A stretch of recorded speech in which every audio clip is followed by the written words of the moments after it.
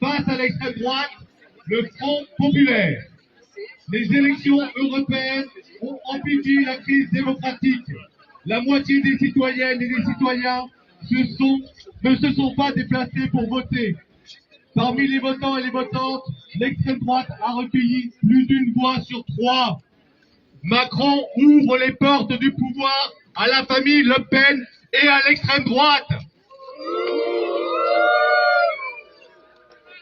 À la suite de ce résultat dramatique, le président pyromane tente un coup ultime, un coup politicien. En choisissant la dissolution à ce moment-là, le président espère se poser une nouvelle fois en recours face à l'extrême droite, alors qu'il n'a cessé de lui faire la courte échelle, notamment avec son ignoble loi Asile et Immigration. Cette manipulation des institutions pour son seul profit politique est inacceptable.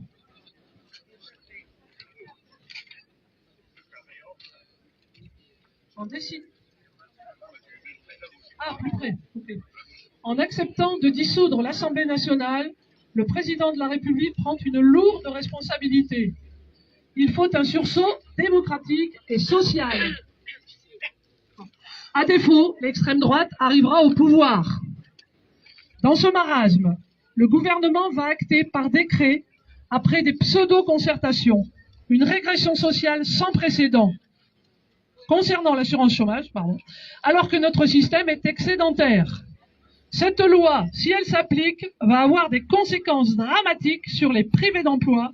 En effet, elle va durcir les conditions d'indemnisation, diminuer drastiquement cette durée d'indemnisation, diminuer sévèrement les droits des demandeurs d'emploi seniors, dits seniors.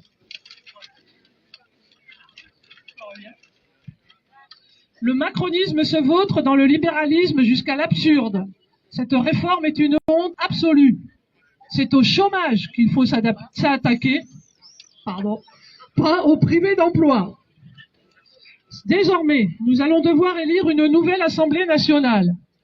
Une victoire de l'extrême droite serait une catastrophe pour les salariés ES et salariés EES actifs et actives, retraités hommes et femmes. L'extrême droite ose faire campagne sur les questions sociales, mais c'est une imposture électoraliste. À chaque fois qu'elle a eu l'occasion d'agir en votant au Parlement européen ou à l'Assemblée nationale, l'extrême droite a défendu les intérêts des riches et des multinationales, jamais ceux des salariés, hommes et femmes, et des retraités, pareil. Elle dit même ne pas revenir sur la retraite à 64 ans. Bon, ça va, vous suivez toujours? L'extrême droite est absente de toutes les mobilisations sociales et elle s'oppose violemment aux grèves. C'est pour cela que les patrons se mettent progressivement à soutenir et à promouvoir l'extrême droite. Leur programme commun, c'est le recul de nos droits. Une victoire de l'extrême droite serait une catastrophe pour la démocratie et pour les libertés publiques. Il n'y a qu'à voir la manière dont elle a attaqué des associations comme le Secours populaire dans les mairies qu'elle a arrachées. Nous voulons du changement dans nos vies. La poursuite de la politique néolibérale qui est menée depuis plus de 20 ans, marquée ces dernières années par les reculs de nos salaires. Par les reculs de nos salaires, des droits au travail, de la casse des services publics, dont Emmanuel Macron a été le champion sourd et violent, est également une impasse. Cela a nourri l'extrême droite et a détruit la confiance envers le système politique. Le patronat porte une immense responsabilité, puisqu'il a fait prévaloir les intérêts des grandes fortunes et des multinationales au détriment de l'intérêt général. Enfin, lorsque l'extrême droite prend le pouvoir, elle change les règles pour mieux le garder. On ne peut pas essayer des gens qui sont aussi dangereux et mortifères. Nos passarades.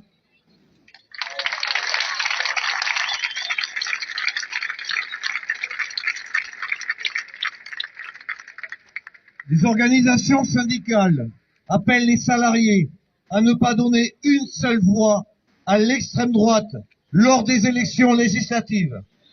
Les organisations syndicales proposent aux salariés de s'organiser dans tous les lieux de travail pour répondre à l'urgence sociale et environnementale.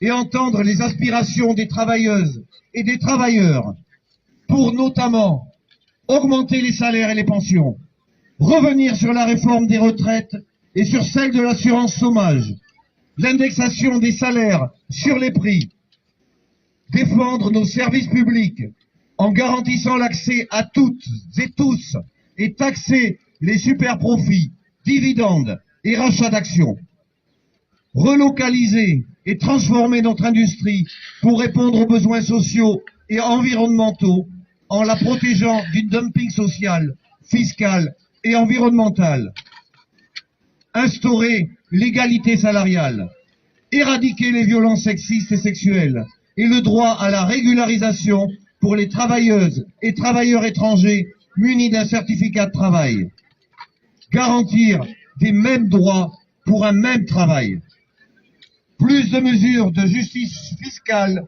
avec une taxe sur les grandes fortunes, les profits, les rachats d'actions, progressivité de l'impôt.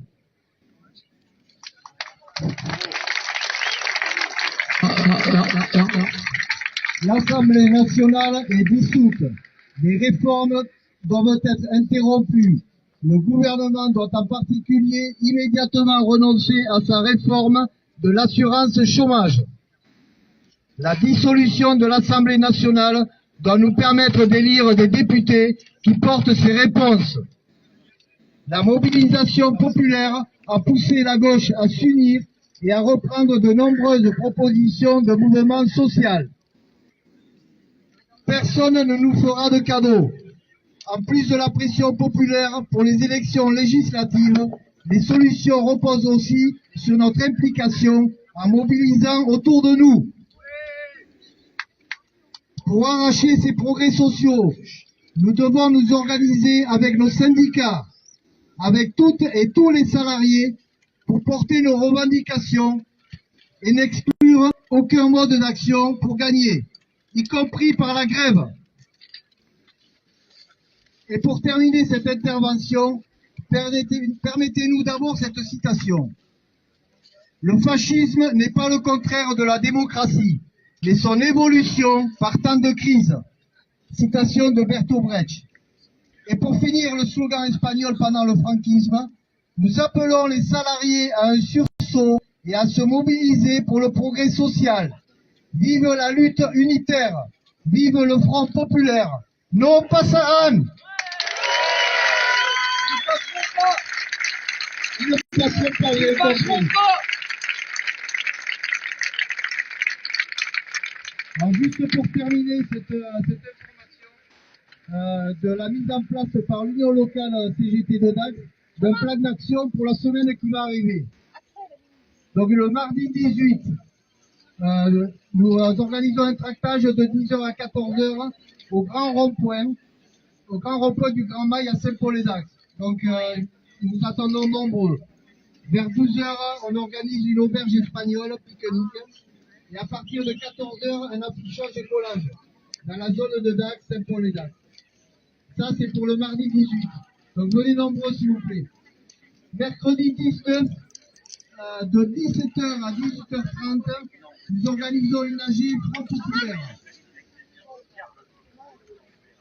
Voilà, pour déterminer les actions de la semaine suivante. Et le jeudi 20, de 10h à 14h, on organise un tractage encore au rond-point d'Intermarché Porte Sud à Dax. Vers 12h, encore une auberge espagnole, pique-nique.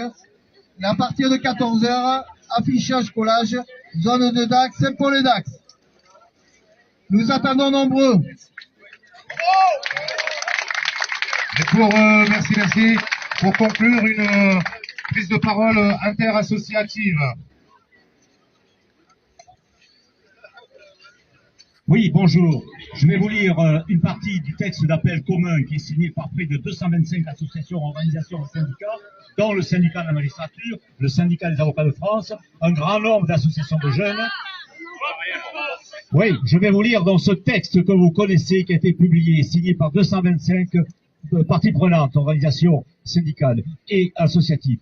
Nous, syndicats et associations, avons décidé d'agir ensemble sur tous les territoires pour battre l'extrême droite lors des élections législatives du 30 juin et 7 juillet 2024 et porter ensemble des mesures concrètes de solidarité, d'égalité et de justice.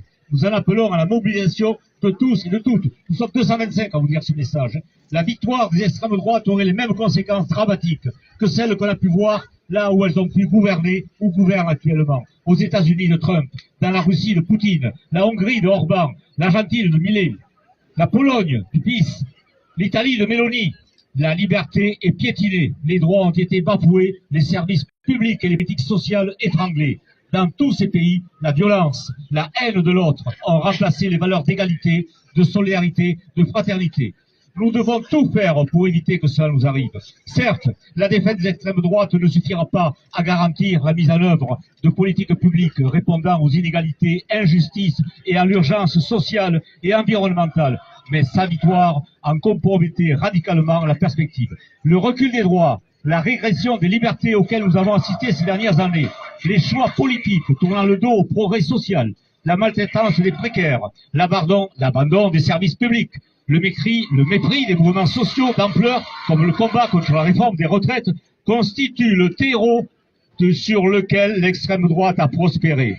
Battre l'extrême droite dans les urnes, combattre son projet raciste, doit se conjuguer à l'émergence d'un changement profond, de rupture sociale et écologique et d'effectivité des droits. Il est donc crucial que chacun trouve dans l'exercice électoral, exercice de citoyenneté, le prolongement des mobilisations et aspirations communes, une réponse de l'ensemble des forces politiques, considérant que les droits sont les mêmes pour toutes et tous est indispensable. Nous, syndicats, associations, serons exigeants pour que les réponses que nous portons pèsent aujourd'hui et demain dans un dialogue social et civil effectif. Dans la société que nous voulons, la liberté, l'égalité, la démocratie, la solidarité et l'état de droit ne sont pas des mots vides de sens, mais des principes mêmes qui organisent notre vie commune, notre avenir commun sur ces bases, face aux tenants de la haine, du racisme, de l'antisémitisme, du sexisme et de la LGBTQI-phobie, de la régression sociale, de la destruction du vivant. Face à eux, des alternatives de rupture sont nécessaires. Ensemble, nous en appelons à la mobilisation citoyenne et dès à présent, après cette première journée, nous appelons à rester mobilisés pour les prochaines. Je vous remercie.